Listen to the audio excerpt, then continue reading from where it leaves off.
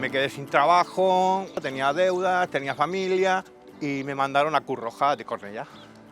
Yo no tenía ni móvil.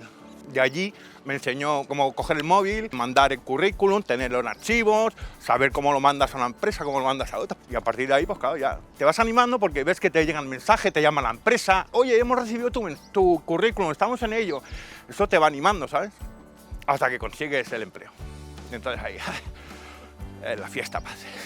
Hice la entrevista y luego fui a trabajar al C6B, que es el Centro de Convenciones Internacionales de Barcelona, y actualmente, luego de casi un año, sigo trabajando allí y feliz. Feliz porque de verdad estoy súper agradecida con el programa, con mi asistente social, con todo esto, porque de verdad, si tú quieres trabajar y ellos te ayudan, si te echan una mano, de verdad. Estamos haciendo un trabajo como informar los vecinos, consumir el agua, como el consumo de la luz, cómo tienen que ahorrar o no, tiene que ayudarlo. Y la ayuda no significa darme dinero.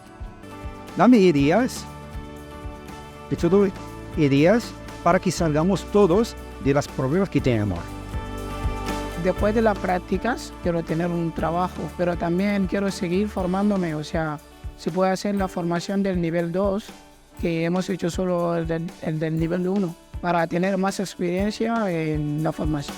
Yo elegí el grado de microbiología. Mi expectativa es trabajar en un laboratorio porque me parece es muy chulo, es muy guay, porque estudiar las enfermedades infecciosas es mi sueño más grande.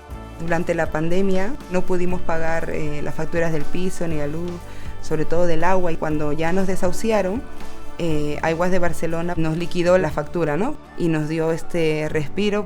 Y luego la oportunidad que nos dio con Cruz Roja de hacer esto, lo que se llama inserción laboral. Y empiezo a hacer mis prácticas, luego me quedé trabajando, nos dio una estabilidad, una seguridad. Yo creo que las ayudas hay que tomarlas como herramientas.